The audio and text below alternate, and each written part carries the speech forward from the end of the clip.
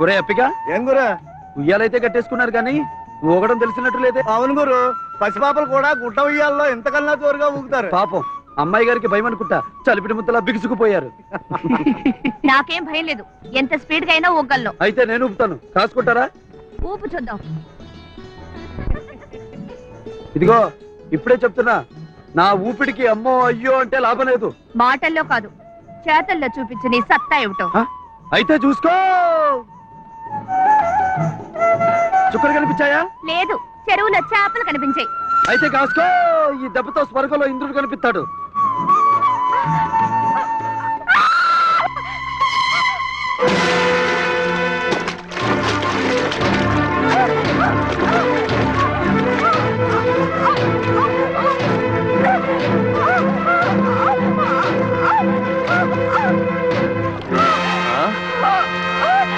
అమ్మో ఏమిటా ఇంకా నువ్వు చెప్పేది నిజమేనా?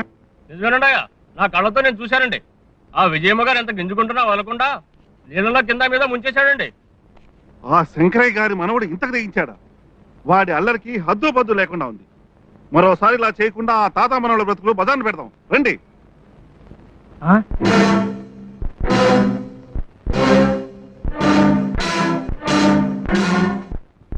ఇదిగో శంకరయ్య గారు, మీ మనవడు మీకు మొద్దు, వాడు అల్లరి మీకు ఆనందం, అంతేగాని ఊరందరికి కాదు. ఇంతకాలం వాడు నాటకాలని వేషాలని ఎన్ని కోతి పనులు చేసినా కుప్పిగంతులు వేసినా మీ ముఖం చూసి ఊరుకున్నాం. చుట్టం చూపుగా మా ఇంటికి వచ్చిన పిల్లలు నీళ్ళలోకి లాగా అల్లరి పెడితే చూస్తూ ఊరుకోవడానికి మేమే చవట వెసలు అనుకున్నారా? ఏమిటయ్యా మీరనేది? నా మనవడు ఒక ఆడపిల్లను పట్టుకుని తప్పుడు చేష్టలు చేశాడంటారా? నేను నమ్మనయ్యా. మీరు ఎప్పుడు నమ్మారు కనుక మీ వాడు ఆ రోజు నా గేదె నమ్మేశాడంటే నమ్మననే భీష్మించారు. నన్ను పీనుగులా మోసి భయపెట్టాడని చెప్పినా నమ్మననే అన్నారు. అంటూనే మా మొఖాన డబ్బు పడేసి మా నోళ్ళు కట్టేశారు. డబ్బుతో మీ వాడు అల్లరి 10 మందికి తెలియకుండా చేశారు. అయినా ఎత్తులా వెళ్ళొచ్చిన వాడికి బుద్ధి చెప్పాలని ఆలోచన మీకు లేదు. ఎవరైనా మాట్లాడినా మీ వాడికి సిగ్గు లేదు. మీ వాడలాగే మరో పూర్వంలోకి వచ్చి మీ మనవరాలను పట్టుకుని నీళ్ళలో తడిపిస్తానని అంటే మీరు నోరు మూసుకుని ఊరుకుంటారా? మాట్లాడరామండి. అడుగో వచ్చాడుగా మీ ముద్దుల మనవడు, అడగండి. ఆ పైన నమ్మితే వాడిని నరుకుతారో చంపుతారో మీ ఇష్టం.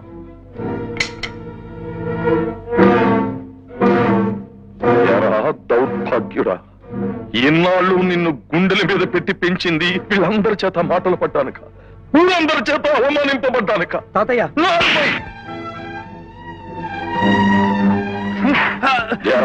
తాతయ్య ఏంటి తాతయ్య, నేనేం తప్పు చేశానని? తప్ప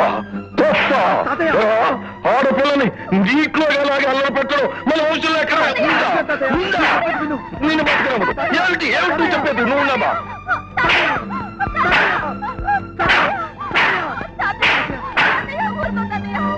నువ్వు అడ్డురాకమ్మా. ఈ దౌర్భాగ్యుడు ఈ తాతయ్య చేతులు ఎత్తులు పెంచడానికే గాని కొట్టడానికి పనికిరావనుకుంటున్నారమ్మా.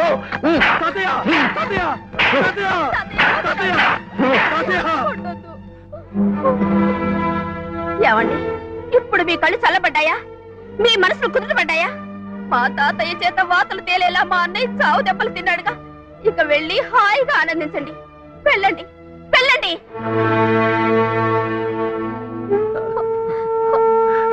అన్నయ్య రా అన్నయ్య. అన్నయ్య చెల్లెమ్మా, నేను అలాంటి వెధవ పని చేశానంటే నువ్వు నమ్ముతావా? అంత తప్పుడు పని చేశానంటే నువ్వు నమ్ముతావా చెల్లెమ్మా? లేదన్నయ్య, నువ్వు అలాంటి వెధవ పని చేయవని నాకు తెలుసు. అసలు ఏం జరిగిందో తెలుసా అమ్మా? ఉయ్యాలు ఊగుతూ ఆ పిల్ల నీళ్లలో పడింది. మునిగిపోతున్న ఆవిడ్ని నేను రక్షించాను. తాతయ్య నన్ను కొట్టినందుకు బాధలేదమ్మా. అమ్మా నాన్నలిద్దరి ప్రేమను మనకు అందించే తాతయ్య కొట్టచ్చు తిట్టచ్చు, కానీ వాళ్ళెవరో చెప్పిన మాటలు నమ్మటం ఏమిటమ్మా? కనీసం నన్నొక్క మాట, ఏరా ఏం జరిగిందిరా అని ఒక్క మాట అడగచ్చు కదా. అడక్కపోవడం ఈ తాతయ్య చేసిన తప్పే కన్నా తప్పే. తాతయ్య, నేను వాళ్ళు చెప్పిన మాటలు నమ్మి నిన్ను నేను కొట్టలేదు నాన్న. వాళ్ళ నోళ్లు ముయించడానికి వేరే దారి లేక వాళ్ళన్న మాటలకి నాకొచ్చిన కోపాన్ని ఎవరి మీద చూపించాలో తెలియక పసివాడివైన నిన్ను పశువును కొట్టినట్టు కొట్టాను.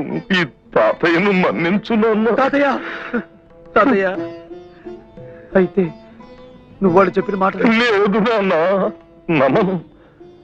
నా ఈ బంగారు కొండ మీద ఎవరు ఎన్ని మాటలు చెప్పినా నేను నమ్మను. నమ్మన్నా నమ్మను కన్నా నమ్మను.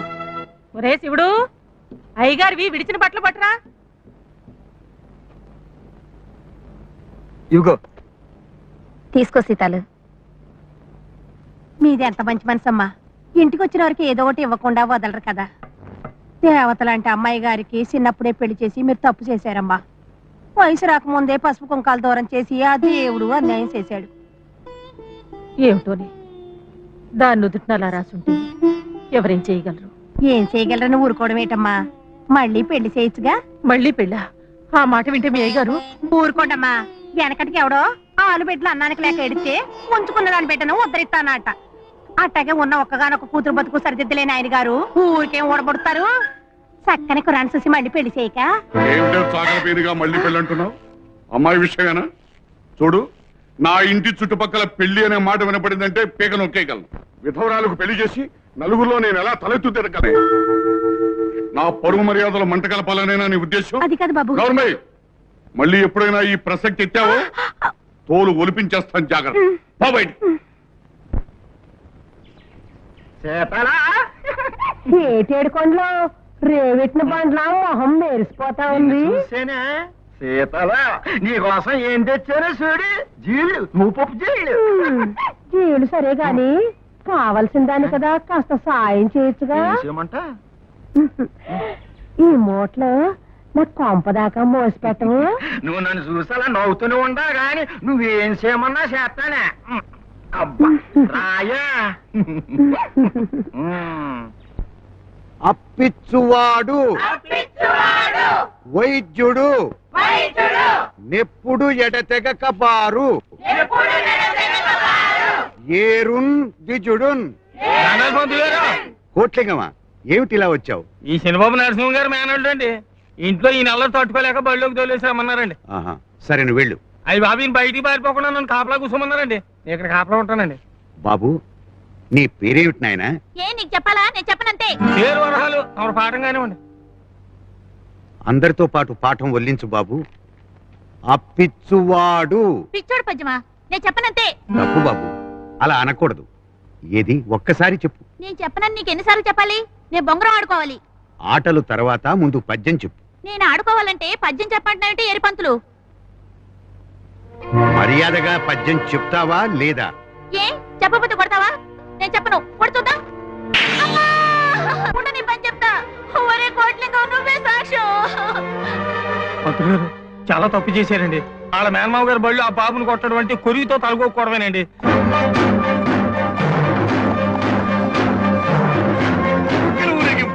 దేశానికి స్వతంత్రం వచ్చింది. భారత్మాతకిచ్చేయి, భారత్మాతకిచ్చేయి. 5 2 10, 5 3 15. ఏరా పంతులు, పిల్లాడికి పాలు పెరుగు పెట్టి మేపుతోంది నీ చేత లెంపకాయలు తింటానిక? అల్లుడు ఎట్టే టిక్కు.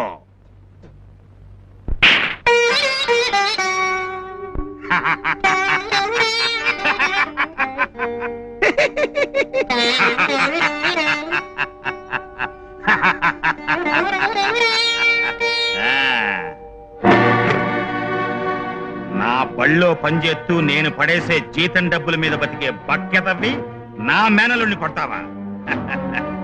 అయినా చదువు అనేది మాకు సరదా పుట్టినప్పుడు నువ్వు నేర్పాలి గాని నువ్వు నేర్పినప్పుడు మేం చదువుకోం. అయినా చదువుకునే నేను ఇంతటానయ్యానా? కాపాడతా. అవసరంగా నోరు చేసుకోకే కుక్కముండా. లక్ష్మీదేవి చేతుల్లో సరస్వతీదేవి చావు దెబ్బతింది. నువ్వు నోరు చేసుకున్నావు అంటే నిన్ను కూడా చంపేస్తారు.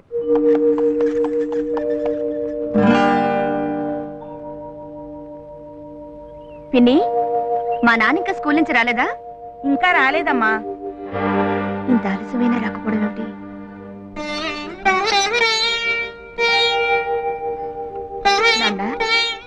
నాన్న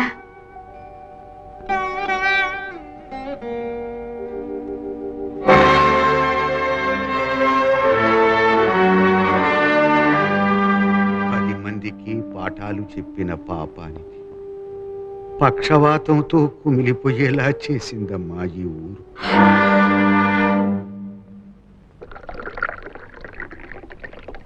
ఆహాహా ఎర్రబడ్డ ఆ సూర్యుడిని చూస్తుంటే నేను మానం మీద టిక్కెట్టేప్పుడు ఎర్రబడిపోయే కన్నెపిల్లల పేసులు గుర్తుకొస్తున్నాయిరా నాకు. ఏమి సీనరీ రా బాబు. నరసింహనాయుడు ఏంటి బంగారు బొమ్మ ఇట్టా వచ్చింది?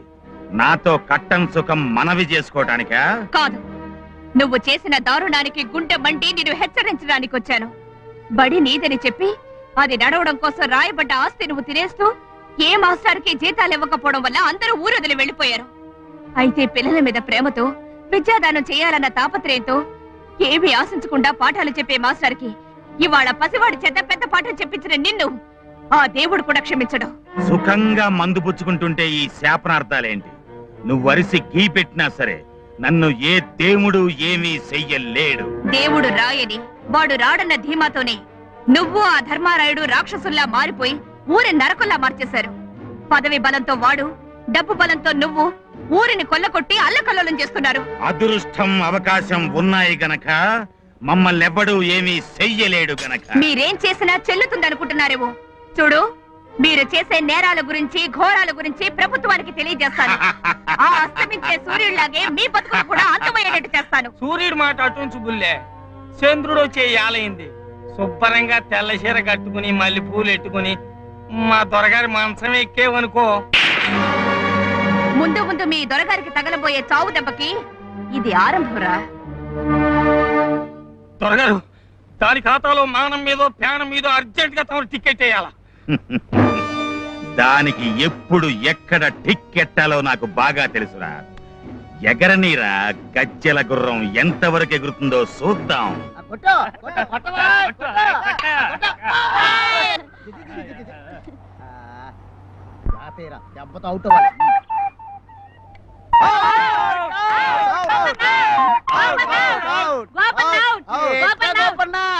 ఆడే పిల్ల గురించి ఆలోచించకుండా ఊరెళ్ళిన పిల్ల గురించి ఆలోచిస్తున్నావేటి?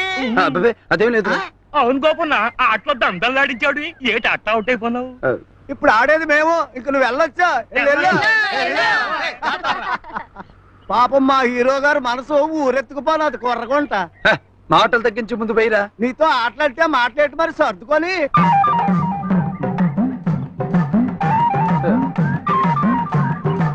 ఇదిగో బుల్లడోయ్, కాసుకోమన దెబ్బ. చూస్తావా భయ్? చూసుకో నా తడక.